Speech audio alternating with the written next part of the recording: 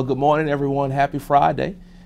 It is so good to see all of you. Hopefully you had a great week after missing a few days of school. I'd just like to say thank you for all that you're doing, of course, and to share a few important updates.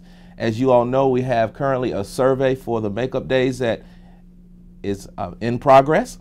Thanks to all of you all's feedback in the viral video that, of course, the video we did not intend to go viral, but nonetheless it went viral.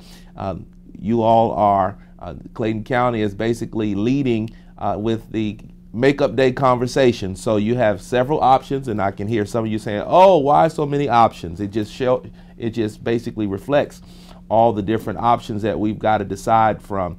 But go ahead and put your feedback, share your feedback in the survey, and I can assure you we're going to make the best decision. Please know that our intention is to make a timely decision next week probably, so we can get that information communicated to all stakeholders.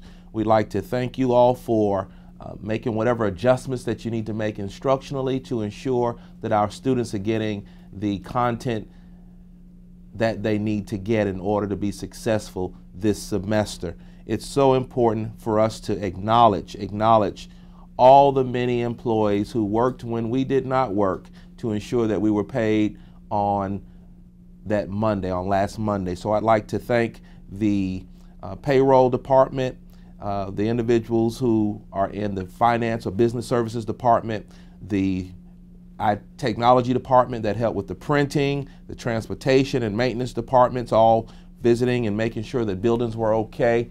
We're just very appreciative of everyone's efforts, of course, those of our school leaders and others, and of course the senior team and district leaders who came in to support the process and help to get us through the loss of the instructional days. But most of all, we'd like to just say to the team that when things happen, we come together as a community, as a team, as we're doing, and we navigate it and we get through it and we don't get stuck. And so thank you for not allowing our community and our students to get stuck. I'd like to thank all of the members of the auxiliary advisory that came out to the last auxiliary advisory meeting.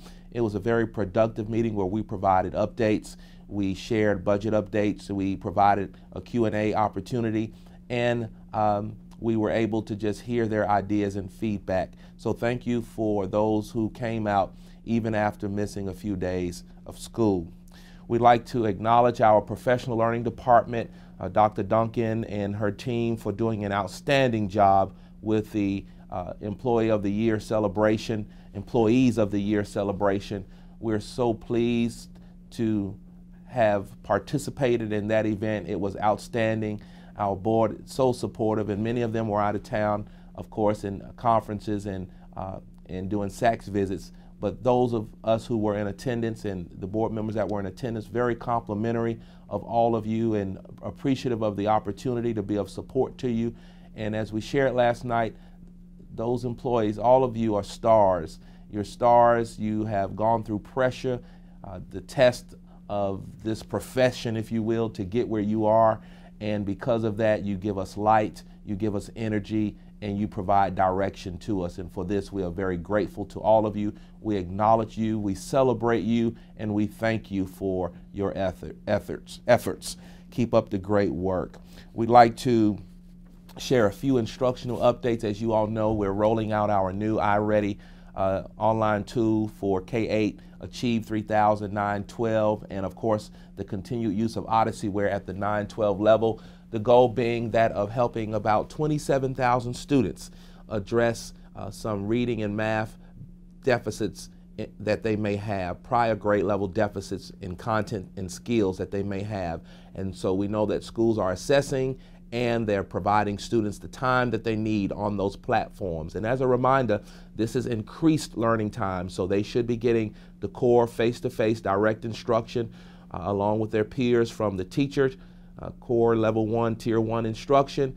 But in addition to that, they're getting the time that they need using these online platforms that are adaptive and that will assess them, provide instruction, and then of course adapt and increase as they eliminate those deficits in reading and in math. So we believe that this is a fundamental piece of our strategy of flipping the data with more students performing at the proficient and distinguished levels.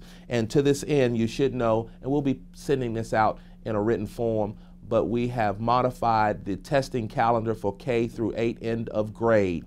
And so instead of beginning the test on, I believe, April 17th, your test will begin on May 8th. The secondary, high school 9-12 or middle school end of course test schedule will remain the same. So again, grades 3 through 8, end of grade, your tests GMAS tests will start on May 8th instead of April 17th. That gives our teachers 14 additional days prior to testing for instruction. And then, of course, our secondary schedule will remain as is. I believe the first day is April 24th, I believe it is, or 26th, one of those days. But it will remain the same, and that's because we got to get the results back so our students can graduate. And so we don't want to place ourselves in a situation where we have students that we can't graduate because we don't have their results back to determine if they passed or failed a particular class.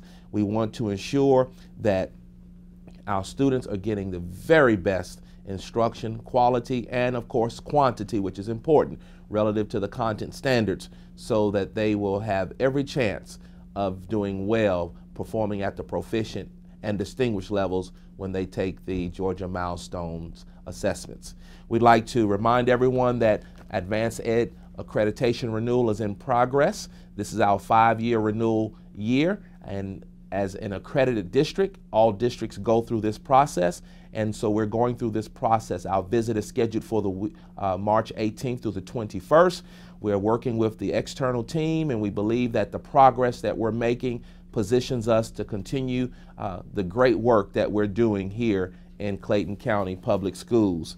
I'd like to remind all of you as I close that the State of the Schools address will be on this coming up Tuesday, January 30th at 6 p.m. at the Performing Arts Center. I hope all of you will come and just make time to participate. It will be a wonderful opportunity, a pivotal moment to lift up our community, to share the successes, the challenges, and what we're doing to mitigate for the challenges so we will become that high-performing school district that we expect of ourselves. And so I invite you, I encourage you, I request that you place this event on your calendar and that you come and be of support. Let's fill the Performing Arts Center. Let's fill the house. We will have a reception following that event, if that helps you to schedule the event. But we appreciate those of you that will make plans to attend. And if you can attend, be reminded it will be streamlined, all you live streamed, I believe that's the language, live streamed. It will be live streamed. All you have to do is go to the district's website. There will be a link right there and you can participate. So thank you all. I hope you have a great weekend. Get some rest. I hear it's going to be a pretty nice weekend. At least it will be warm. Get outside, go eat some good food, enjoy family, and just enjoy being off 2 days, and we'll see you next week. Thank you all. Take care. Bye-bye.